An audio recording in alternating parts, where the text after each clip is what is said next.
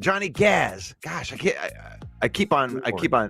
You say it for them, so I'll never mess it up again. You're good. You know, it's funny. My whole life. So my last name is Gazdecki, and spelling that out for people over the phone or like in an email address is the disaster of a lifetime. I wish it was a little different, but it's Johnny Gaz Sports. Just a hard A. That Michigan A. Apple. That's what they always tell me when I moved to New York. They were all upset because I would say Albany. It's Albany, right? I get yelled at for it all the time. Well, okay, so I won't get that because I can see that now. It's like Johnny Gaz. Yeah, no worries, man. Go over there. Whatever you want. If you keep messing it up, Russ, we're going to send a couple guys over to your house, and maybe you won't mess it up so much anymore. Get the shiv out, baby. Subscribe to Johnny Gaz Sports on YouTube right there, putting out some great content, man. I've been it's been an honor to be a part of your world on YouTube. I appreciate you, man. I would say the same. This Saturday routine has been so much fun. Talk Lions. Things starting to ramp up as we get towards the draft, man. This is great. I love it. I appreciate you. So we got the Detroit Lions Villain Squad YouTube page right there, and I'm just throwing these up there because they do come right up into the comments for you right there, so you can click that link and it goes right there. And then this is the Facebook page for the Villain right there, and this is all free, guys. Doesn't cost you anything to hit a like button or to comment on the video or anything like that, and plus it makes it more fun for us. It's good people, a lot of fun to talk in that group there. Definitely go check it out, man. A lot of knowledgeable Lions fans. It's a lot of fun. And there's some not so knowledgeable Lion fans in there too. I mean, but that's all right. We welcome everybody. And those Packer fans get in there any way they can. You know what I mean? They try to, and it shows that we live rent free because they're coming on our pages right there. I'm not going to any Packer fans and trolling. I'm not to their pages or anything. But if they want to troll on our page, that's fine. It's all good. It's all good. NFC North is going to be tough, and we enjoy the competition. And that's the Fanatics link right there. That's the Villain link right there. You can save up to 15% off. That's our affiliate marketing partner right there. And yeah, it isn't just NFL stuff. You can get MLB stuff, NBA, NHL, even WWE stuff if you're into that kind of thing. And I know that I am right there. So let's say hello to everybody that's in here. John Cena. I love Broski always adds fire in a lot of loving, and he's very knowledgeable too, so it always helps out there. But hello to Davey, hello to Rick C. You like that? You've had enough of that shit. And Broski. Had enough of that shit. Broski, what up? Chad, that's my favorite Bigfoot hunter right there. He is gonna find one, and he's gonna show us a picture, and we're gonna show it on this show. John, Mary Smith is up in the house. Broski Bear likes you, man. Said, what up, Johnny? There you go. You're making Bear fans out there. Oh no. Oh boy, that's when did that convert me? What happened? You like that? Oh, we got Jeff Allen in the house too. I thank you guys for popping in here on a off-season Saturday right here. Not much that really happened this week.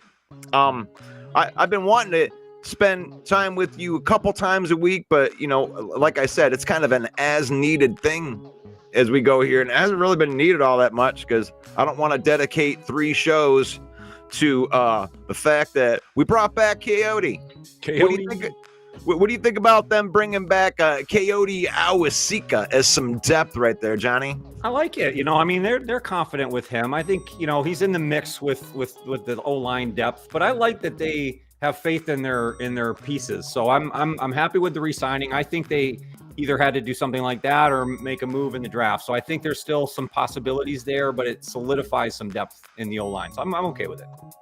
Yeah, I know that there's some content creators out there, and to me, I don't like to call people out by name or anything like that and call people out for their takes and everything, but I guess I'm a homer that just over talks about how great all of my guys are and never really gives any kind of critiques to any of these guys. But the thing is I just would rather look at the positives of what is going on. And a signing like this, I'm not going to jump over the moon for this. I'm not going to be like, oh man, yeah, Johnny, yesterday I didn't think that the Lions were contenders, but last night they went out and they got themselves some depth right there. Coyote was Sika, baby. Super Bowl bound. We're ready. You like that? That is not what I'm doing. Let Holmes cook. He just cooked us up another roast, baby. It's the last piece, Johnny. We found it. The last piece is Coyote Sika. No, it's not.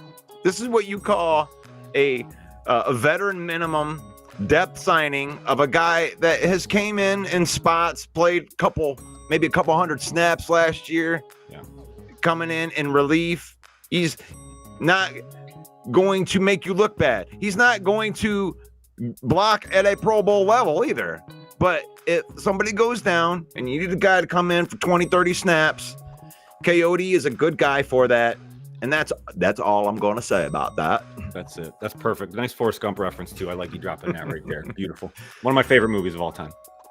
So, I mean, and I know that Broski give me a hard time about that, and I'm not going to over-tout that. We signed a guy. That's a nice depth piece, and then we can move on from that.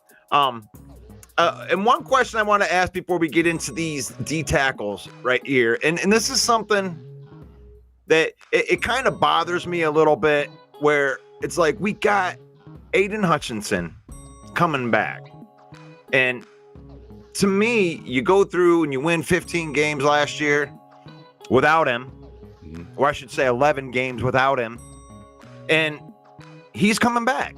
And people are like, oh, we need to pass rush. We do. We need to draft a guy on the opposite of Aiden Hutchinson, but we can't win a Super Bowl unless, right? You're going to bring back Aiden Hutchinson. And the question that I want to ask is, what would they say if Aiden Hutchinson was a free agent and just signed with a 15-win team? That's a great question. That's a great question. I love it because and people forget. That's a great point to make. It's like restacking the deck is maybe the best call that they could make. They are adding by not having to pay anything, basically. I mean, yeah, they extended a couple contracts this offseason, but nothing that then set them up for a future problem. So I think they're happy to bring back Hutchinson, Levi, Derek Barnes. I mean, let's keep going. You could go forever. The 18 pieces they're bringing back, those are all pieces they didn't have in that 11-game stretch, if not more. So I'm with you, man. That's a great point. Yeah, because let's just take it. Let's go into the Doctor Strange world with that question here for a minute. And if this wasn't the Lions, right? Let's just say Aiden Hutchinson was a complete free agent, and he went, and let's just say, the Buffalo Bills were a 15-win team last year, and they added Aiden Hutchinson.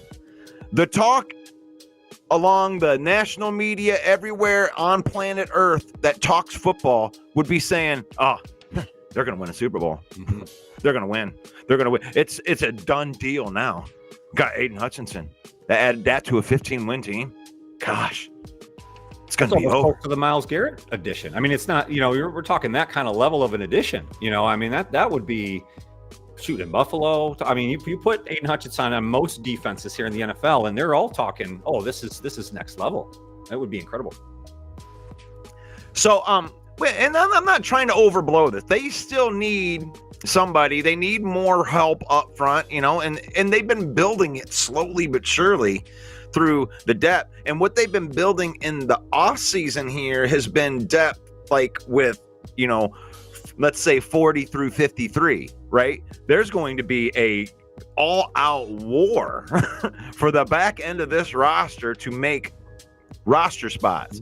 So when we want to get better now, we ain't looking for Giovanni Manu's anymore. We already got him. We already got the developmental pieces. We got the pieces on the back end. I think that we just need to drop a guy in, right? If the depth chart is Aiden Hutchinson, Josh Pascal, and then you got Agude, and then Davenport, whatever.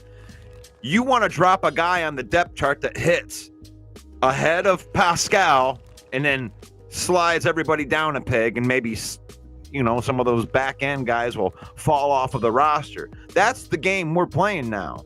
We ain't trying to 50 people. Go ahead, Johnny. No, exactly. That's exactly it. I mean, I think this is what all NFL organizations kind of strive for, is to put themselves in a position where now you're plucking the pieces. You're doing exactly what you just described, is you're trying to replace depth so that everything else falls in line behind them.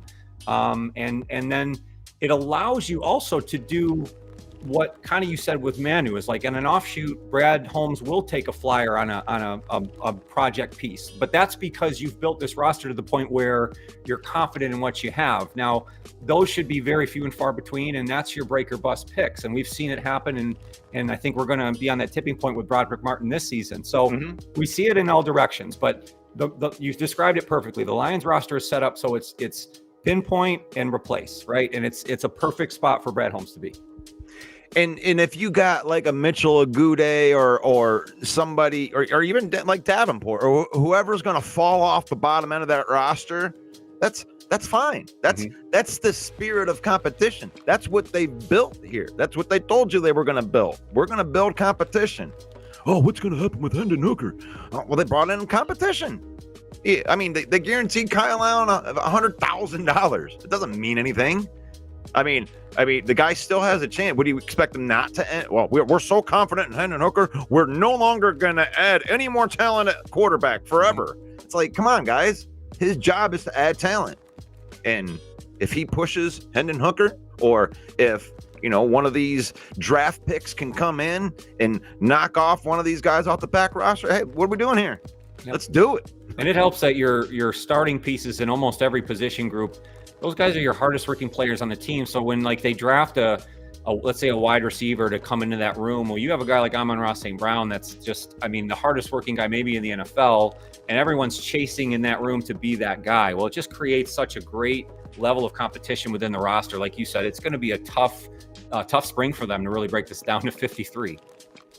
But if we remember last year when we were going through the off, it was the same thing in the off season as they were doing all of the adding the pieces. It seemed like there was a bunch of Lion fan pundits that were out there that hated every move. But then we got through the draft and then got into the second leg of the off season, and then you started realizing, okay, well maybe there is a plan here. Holy crap. And I think the same thing's going to happen this year. We're going to get past the draft, and all of a sudden people are going to go, oh, this is what they were doing. And then we're going to, we're a 15-win team that essentially is going to add like 2 or 3 really young pieces to the smorgasbord here. And we're going to try it again. Yep. And we live in a world of just such immediate gratification and the news and the cycles and how quickly this works that I think it's like it just happened. You said it with free agency. Everyone freaked out that they didn't pull the trigger on the big move. Well, now I'm seeing a lot of the talk where it's now, well, wait a minute, Lions had everything, all the pieces they need. And I really think they did the right thing. And you're right. I mean, the hardest thing to do is plan something long-term and then stick to that plan, because of all the outside noise you're going to get that causes people to want to change so quickly in today's world. Well, Brad Holmes and that whole group has figured it out, and they're going to stick to that. And that's where we're at. Right on. So getting back into the comments right here, just kind of brushing up on everything right here. Johnny seems like a knowledgeable and chill dude. Not the first time I've seen him on a show. And appreciate you. And that's exactly why I reached out to you, because you are a professional guy. And honestly, hey, broski, I did see you do some work on one of the shows, the Bear shows that you were on. I don't know which one. It might have been Ken and Ken. I was watching you, and you're very knowledgeable too, broski. And I don't think that it's out of the question that I might have you on here on a Bear show to do a guest. Maybe Johnny can be on here. Let's go. Let's go. I got to go check out that show. I didn't know that. That's great. So broski, well, he asked me a couple weeks ago if he could come on, and it's like, I don't want to laugh anybody off of this thing, but like, I take this very seriously. I am providing for my family with doing Lions content, and it isn't all just me running my mouth up here. I make stuff for the Villain page, and I'm very blessed to be able to do that. So I want to keep it going that way. And broski, I didn't mean to try to undermine you. I didn't know that you were a serious kind of guy, and your takes are well thought out. And like I said, that'll be something for another day right there. Chad, Chad says have been trying to teach them how to play D-line. You're Okay. talking about Coyote? He's thinking about Wasika? Yeah, I hope so. I don't know. He's not as agile as I think they'd like a defensive lineman to be, but that'd be cool. I think he might be serious on that. I thought at first I was looking at that. I thought it might have been a joke because Are they That's really? I mean, I don't know, maybe, but probably not. That up. I think that is kind of just like a joke that says that it's not a defensive end signing, so it's a nothing signing. Yeah, that's how I took it. Yeah, I'm with you. Yeah. Russ, don't get it wrong. You're the man. Broski respects you big time. Thank you, man. I appreciate that. Yeah. Especially, that means a lot coming from a rival fan, because sometimes we just get, pegged into this. We're just undying homers for our team. And, I try to be realistic on it. Iron sharpens iron. I like that. Mm-hmm. You guys are both pretty chill. There we go. If we stay at 28, it'll be the best player available. And if we trade up, though, yeah, I believe in that. As we're moving into the next part of our show right here, I'm going to tell you that this episode is brought to you by Fanatics.com, right? If you use that code, you can save up to 25% off of your order from our affiliate marketing partners at Fanatics.com. All right. So I brought in a look at some of these free agents. And this, I'm telling you right now, we're not going to spend too much time on this because it's really slim pickings out there. I thought we were going to have some more to work with here, Johnny. But do you have anybody that Can you segment this out? by guys that aren't signed, or because like Milton Williams got picked? I just kind of wanted to go through like piece by piece. Yes, I don't know if I can do that. That's all right, no worries. But still, as we're going through, here's their ranking right here by PFF, and this is total. This is all players. So 15th total player right there. But look at these prices, guys. 20 million. Milton Williams. Yikes. He's a good player, but maybe that might be a Super Bowl inflated contract right there. Holy smokes. Now, you see a name down there. Before I scroll down here, we already know that he signed for the $4 million. Look at that. But he was the third ranked player by PFF. And look at the difference in price, what you're getting here. I mean, you going to tell me that Milton Williams is that much better than Levi Onwuzurike?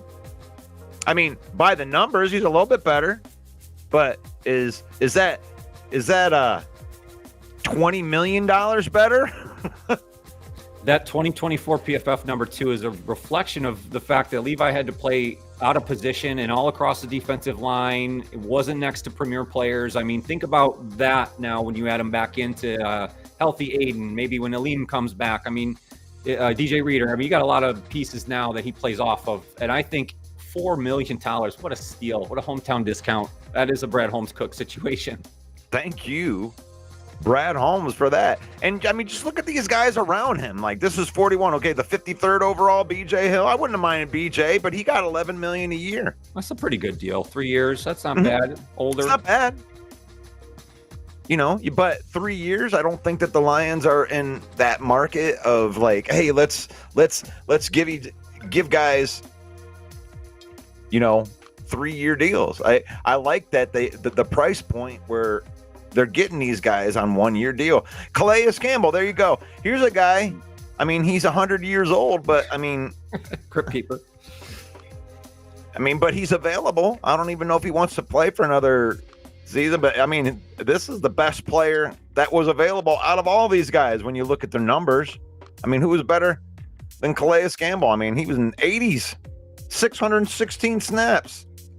I wonder if he is edging retirement, and I don't, but it'd be a right situation for the Lions. I mean, if he wants to just join a winner and play very limited snaps on a, short-term contract, but again, what it goes back to is like, what is he seeking in a 1-year deal? And I don't know if the Lions are willing to go that high. So probably not in the cards this year. Well, Calais Campbell, guys like Zadarius Smith, and I love the shade that gets thrown at the Lions for not, did the Lions make a mistake not signing Zadarius Smith or releasing him? oh, they're gonna, and it's like, you guys realize that he's still out there, right? Like 32 teams have had a chance to sign Zadarius Smith for 3 weeks, and nobody's. So how is that a mistake yet? Or even, and Calais Campbell's in this category too. When you're 38 years old, do you really want to go out into August with a bunch of young kids playing young man out there and running around for a training camp? Does Calais Campbell need to prove himself to a bunch of young guys? No. Call me up week 3 of preseason. I'll be in football shape. I can help your football team. Don't expect that. We might be able to sign Calais Campbell, but it might be a week before the first week of the season. That's a good point, though. You're right. He doesn't want to go through training camp. I think that's a really good point. I mean, and that'll probably make his value even go up a little bit higher too, because teams will be desperate. Maybe guys will be injured at that point, so they'll need to add to their roster. And he's obviously the name, and still could hopefully produce in short spurts. So that's probably a great call. And a lot of the teams are going to go through the draft, Johnny, and then they're going to think they can get their guy. And if they don't get their guy, I mean, this guy it's easy. That's easy. You sign him. You're probably not going to have to pay him more than $10 million. Maybe you might have to pay him $10 million on a 1 year. Yeah. With some incentives, but that's all right. So Calais Campbell, Jaron Reed gets $7 million a year, $9 million a year for Poona Ford. I don't mind any of these guys, but look at this. I mean, $15 million a year for Wharton. Tart gets $4.5 million a year. There's a little bit more where we're at. DJ Jones got $13 million a year, 6.5 for Sebastian Day. And look at these ranks, 121 now. Now we're getting into a couple guys that got less. But who are these guys? There's Roy Lopez. Here he is. Yep.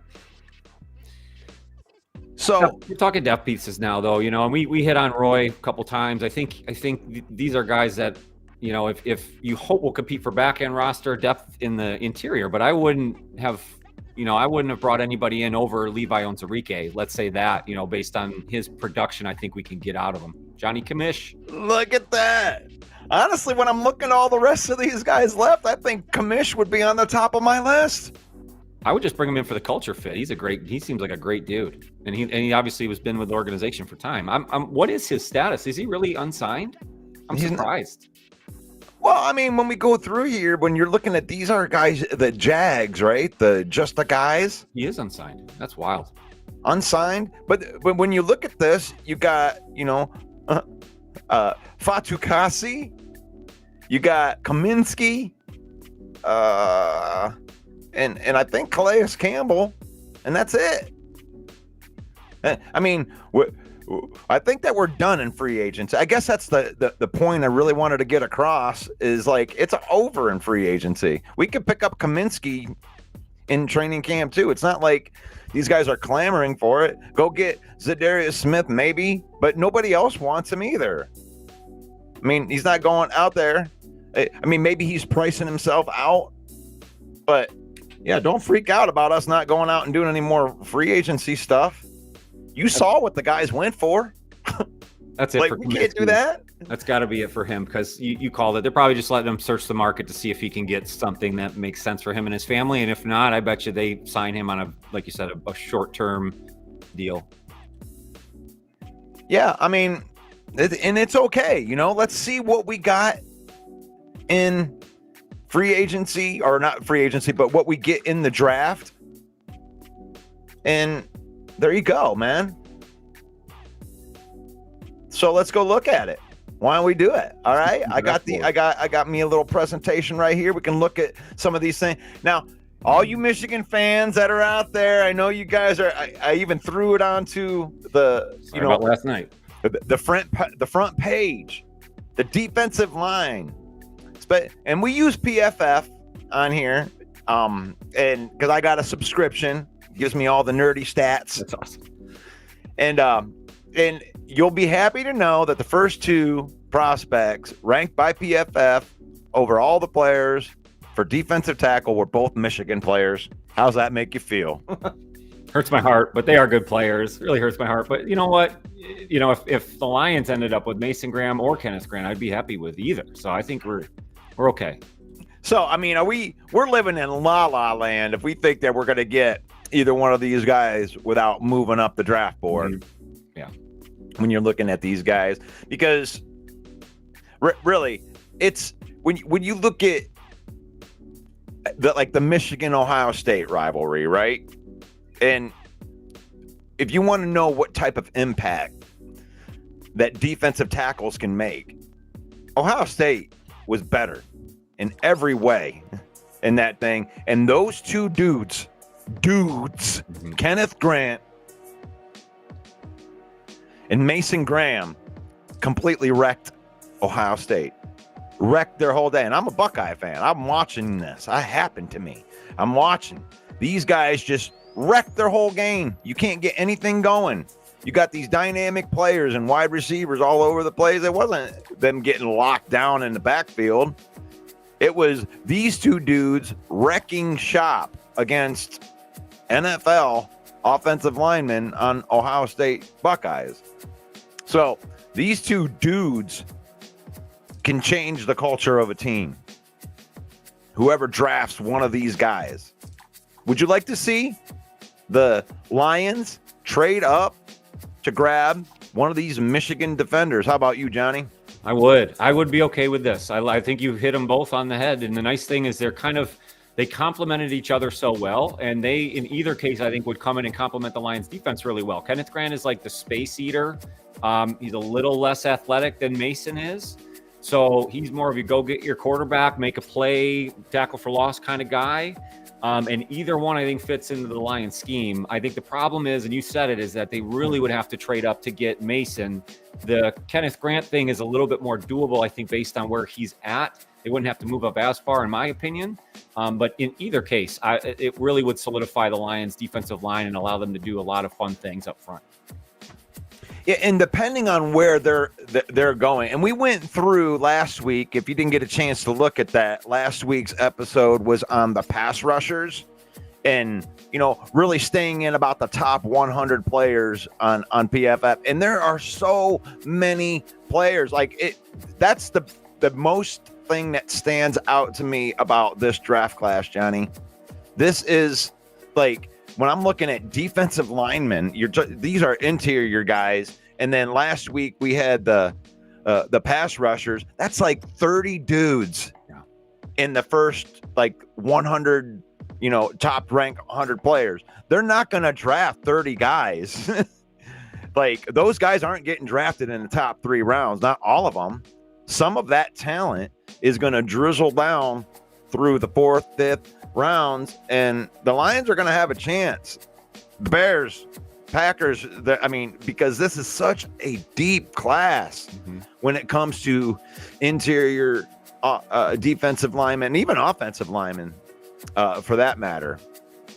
Get this. Yeah, it's a really fortunate thing for the Lions. It almost worked out so well to where it's so heavy up front, especially on the defensive line side, that they should have options. And, we know Brad Holmes' strategy. He wants to get the guy they want. So I'm sure they've pinpointed, 5 to 7 players in the first round that they'd be happy with, or they've graded as top 10, top 15.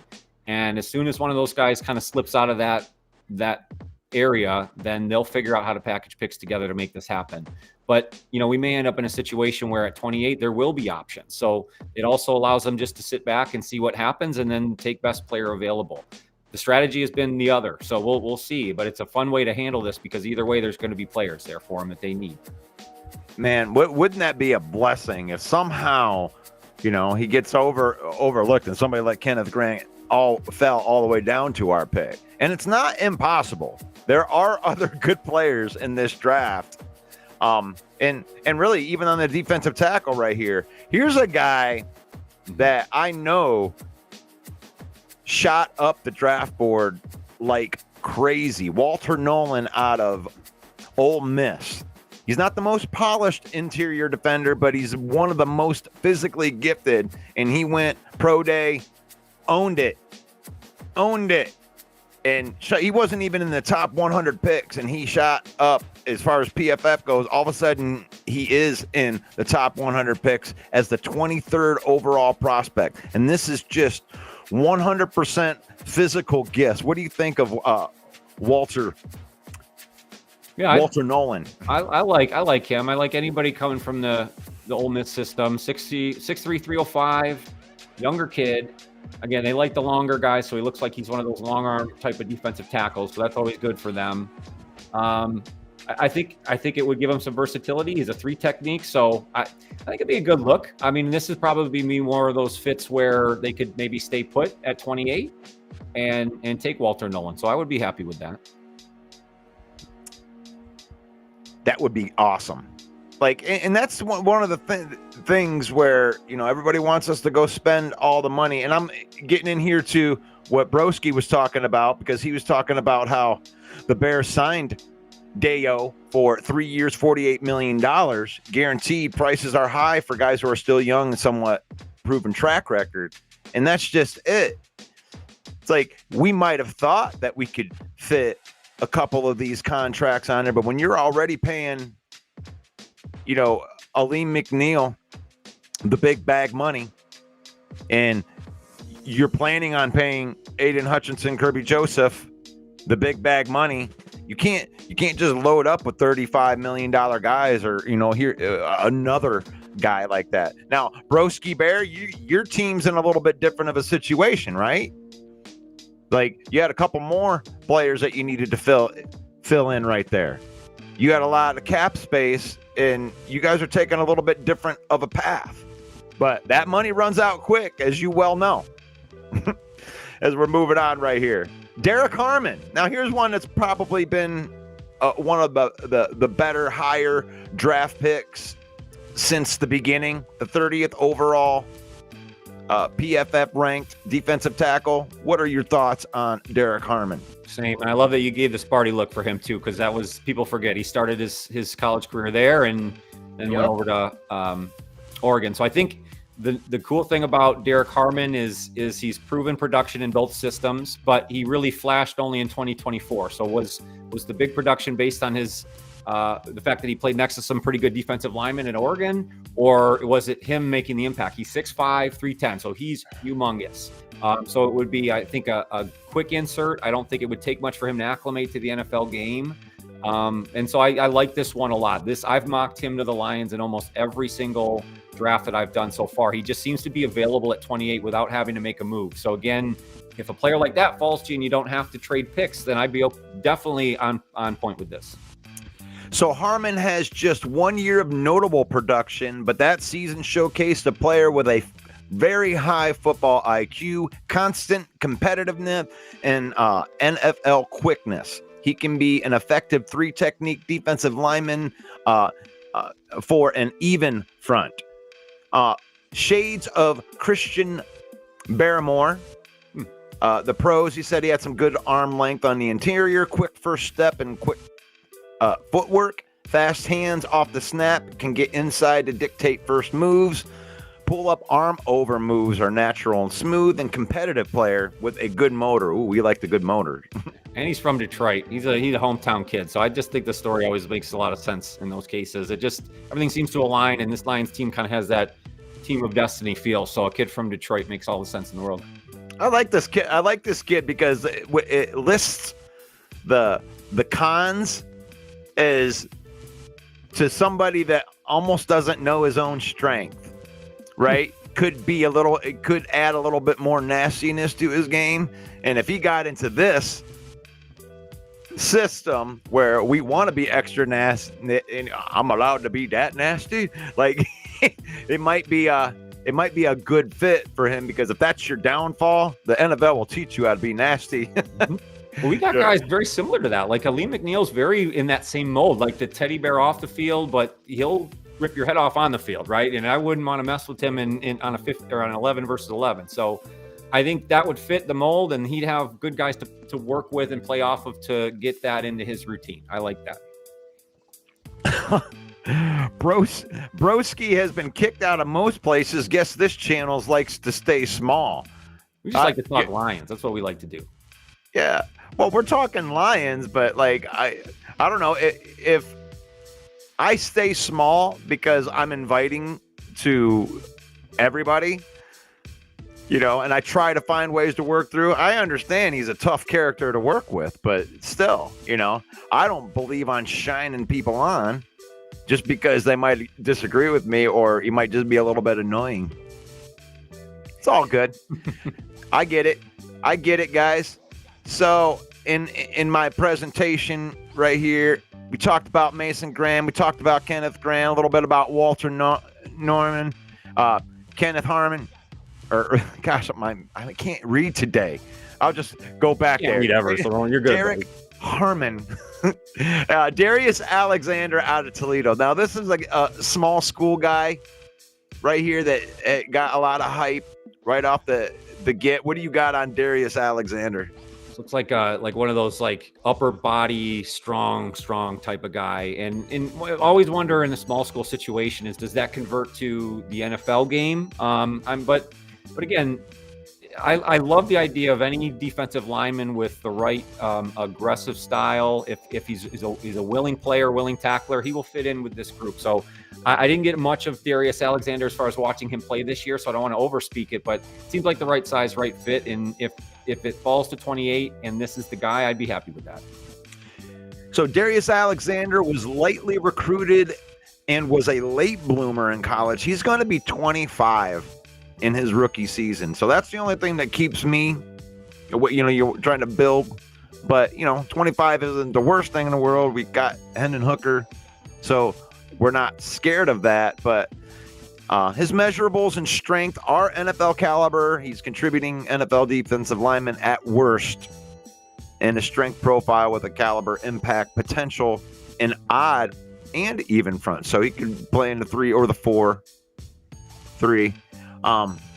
They say he's a little bit top heavy, where it could be a balance thing in the NFL.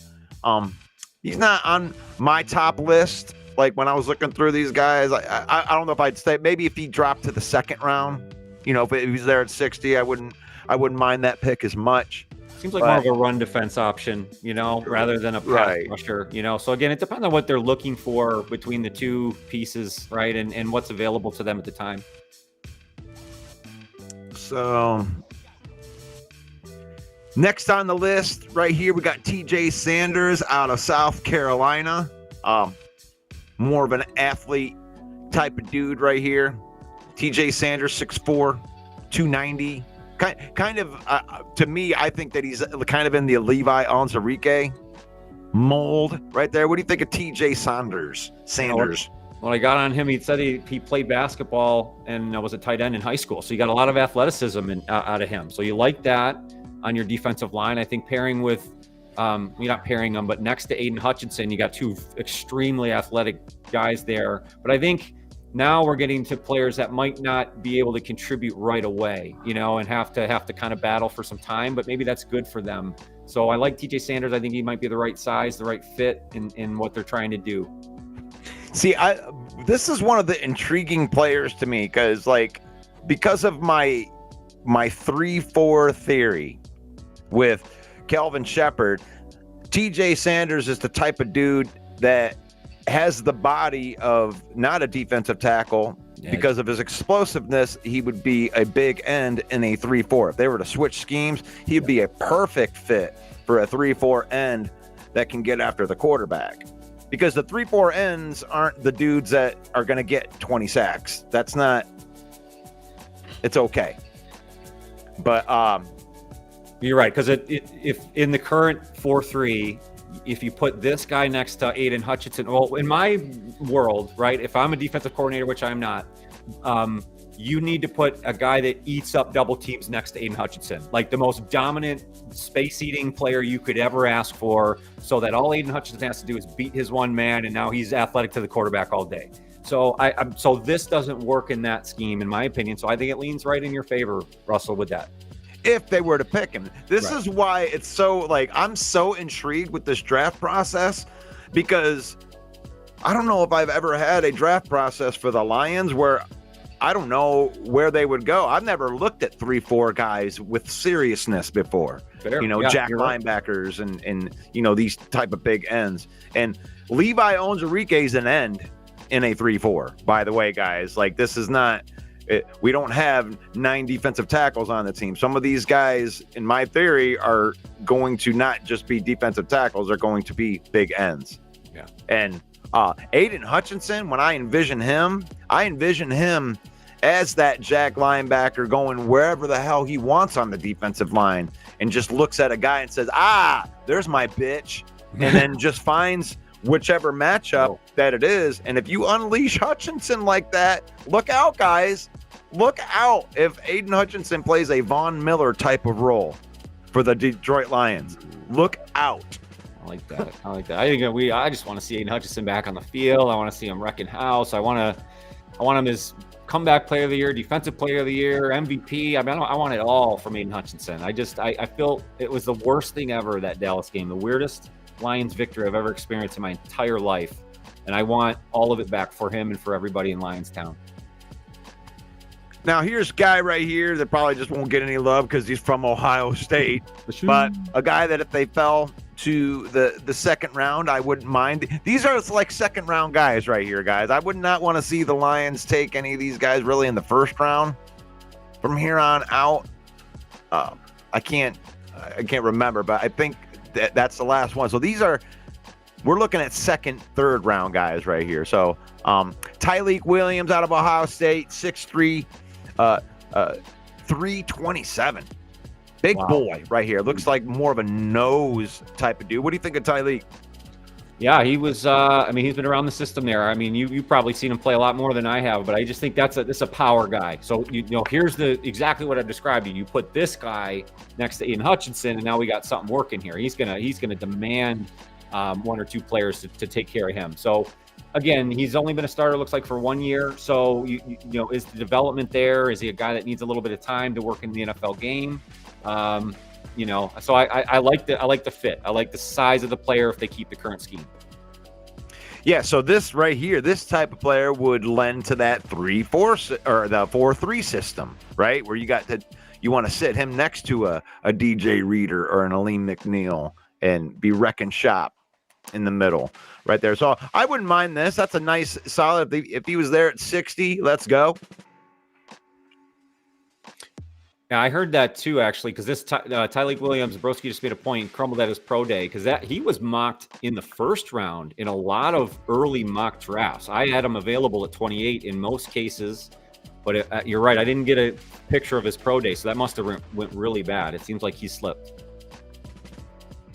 Broski Bear says Tyleik Williams crumbled at his pro day. He said that the injury isn't serious, but how much will this affect his draft stock? Well, I mean, it might move him up on Brad Holmes' draft board. he might be a first-round pick now for sure. Heck yeah, Tyleik Williams on our injury. We're going to get some rehab in. He needs that Holmes surgery. He hasn't gotten the Holmes ER service. That's the problem. That's right. We got the guys right there. So I wouldn't mind Tyleik Williams. About a Shamar Turner. What do we know about Shamar Turner? Yeah, there's so the question for me on the Texas A&M thing for any of those guys is that it seems like they're all able to play off of each other and be productive. So who was the cog of that? And I'm sure, you know, people will think differently, but I like Shamar Turner. Again, I 6'4", 300. So he was a guy that played all across their line as well. So again, versatility they like, but it goes back to the scheme question. Where does he fit in the picture for what they're trying to do in 2025? So that's kind of where I'm at with him. Frame wise, he's kind of like that tweener guy. So the PFF review says Turner played at about just every spot at the Texas A&M defensive line thanks to his active, violent hands and unwavering effort. He has some length and overall size limitations, which kind of lends to that 3-4 if they made him like an end, but feel like a guy and a coaching staff would push for day 2 in the draft. High motor, fast, active hands, good instinct to where the ball's going, but the only knock on him really, he's got the lower weight profile. But if, like I said, if he's being part of a nasty line, That's some good stuff. That's good. I'm not super high on Turner. I'd like to, if they're going to like it, and we're talking second round. We're talking later. We're not talking at pick 28 again. You said that, so get excited about somebody. But if it all depends on what they do with that first round pick. So the next on the list, I'm going to try it this way too. Omar Norman Lott, right there, and I don't know if I'm going to get in trouble from PFF, but we'll see. We'll see if I get flagged for throwing. Well, I mean, I made my own little pictures too, but this gives them a little bit more info right here. So yeah, I do this for you guys, so you guys can look at. So what do you think of the Tennessee defensive lineman right here? Good size, 6'3", 315. Again, anybody coming from the system in Tennessee, I like as well. So, the competition was there. Looks like he didn't play much, though. So it was part of a rotation. So, again, it's like, did they get enough look from him to feel confident? But I wouldn't mind it. I'm okay with that in a second-round pick. Yeah, I think that this player right here did very, very well in the combine, kind of moved up the draft a little bit right here. So you're talking about an athletic kid, a guy that went out there in shorts. But it does, the pros say he can hold up well against double teams, that's what we really need. We need a guy that can take on a couple of people right here. Yep. So if that's the kind of guy you're looking for, I think Omar Norman Lott might be a good, second, maybe even third round pick.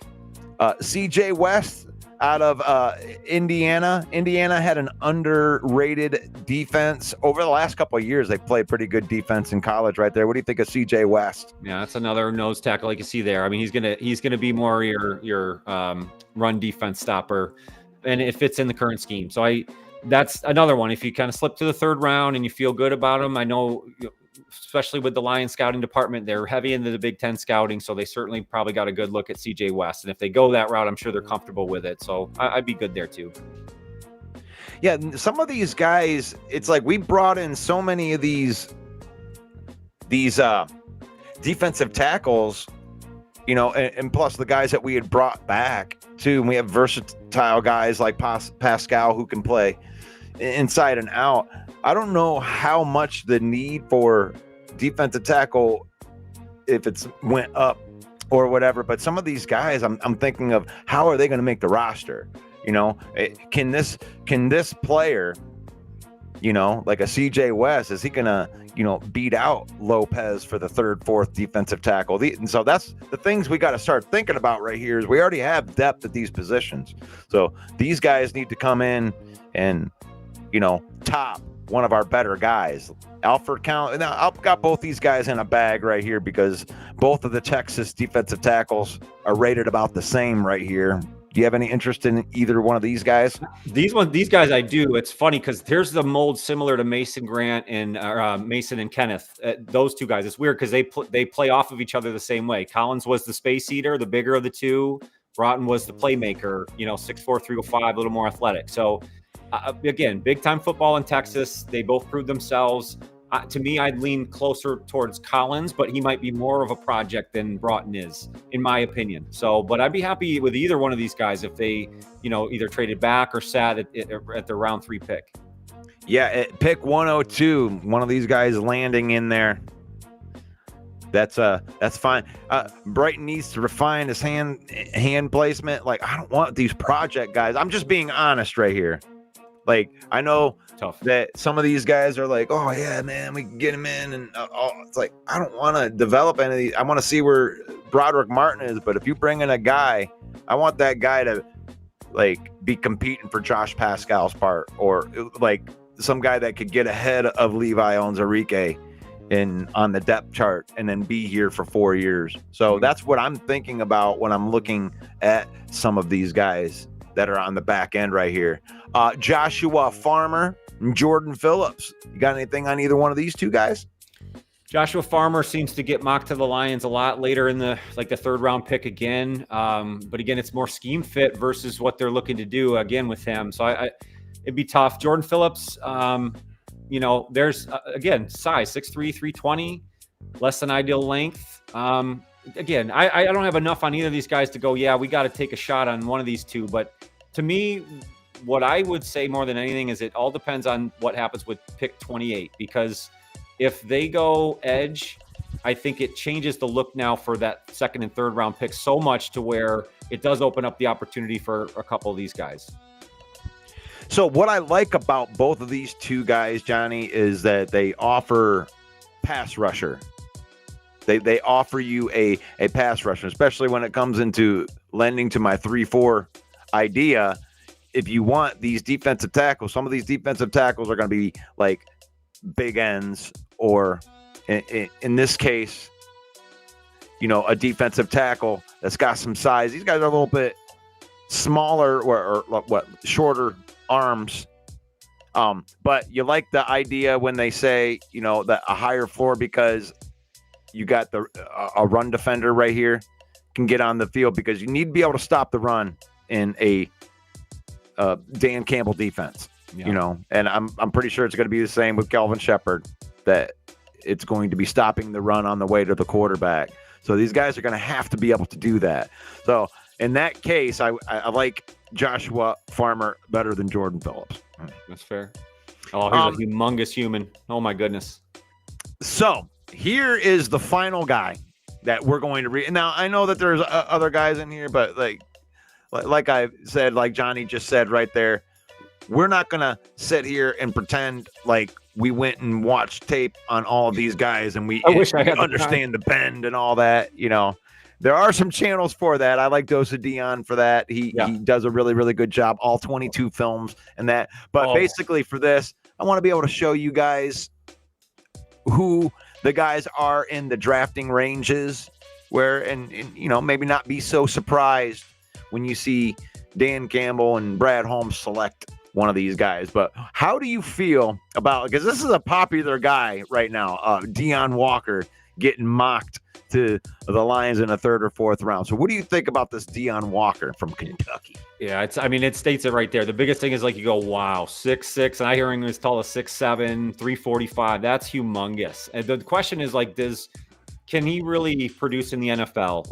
We're talking premier offensive linemen who know how to, use leverage and hand placement and work against a guy who's not willing to get it. And the question is, does he have enough motor to become a next level player in the NFL based on that size? I'm already seeing in the chat, there's questions whether or not he's an interior, an edge. Where do you use him based on what he can give you? And I question that as well. Yeah, it seems he's been pretty consistent. And he's gotten a lot of snaps. He's got some experience. 6'6". That is a big dude. But for some reason, which is probably the reason that he's not way higher up on the draft board, but for some reason the production didn't match what all that freakishness was about. So, man, if we can get him in the later rounds, a third or fourth round pick, as you can see right here, there is so many guys. Let's review. Let's go back up the list here, because this is crazy. There usually isn't this many guys in an entire draft when it comes to defensive linemen that are worth a shit. We did 2 1-hour segments, one on edge defenders and one on defensive tackles, and we're only really able to get through probably the 3 round prospects. That it speaks for itself. That's pretty incredible, the level of talent that's available in the top 100. And with that being said, one of these guys, look at these guys. One of these guys that we talked about right here that has no lower than a third round grade is going to be got in the 5th round, because you're just not going to, there are other players to draft. Maybe you might draft 30 defensive linemen if the other teams just decide that they don't need tight ends, running backs, quarterbacks, cornerback, safeties, offensive linemen. If they wide receivers, we don't need any of those. If they all just stick to the PFF board, then yeah, maybe all of those guys will be available, but that's not going to happen. No. Value is going to drop on defensive line just because it is what it is, guys. People are going to reach on quarterbacks. People are gonna reach on ends. You know, people are gonna jump up to try to get some of these top guys. But Brad Holmes, I just see him just being the cool Brad Holmes that he is. You know, just sitting right there, picking his spots, getting a couple of the guys in there. But man, it's been a fun episode right here. And man, how good are we? 1 hour, 1 minute and 17 seconds. And efficient. It's good. That is, I mean, it doesn't get any better than that. That is nice great. Right there. I want to put a special thanks out to everybody in the chat that's putting stuff in there. You know, you got Chad, you got Mike, you got Broski's in there. Oh, Steve's in there. What's up, Steve? That's my favorite Packer fan, if there's such a thing. Mark G, Gun Guy. You like that? I'm surprised. Where'd Gun Guy go? Gun Guy was in there. He usually tells me to take my pants off for some weird reason. Says, Gun Guy's here. Take your pants off. Long screen.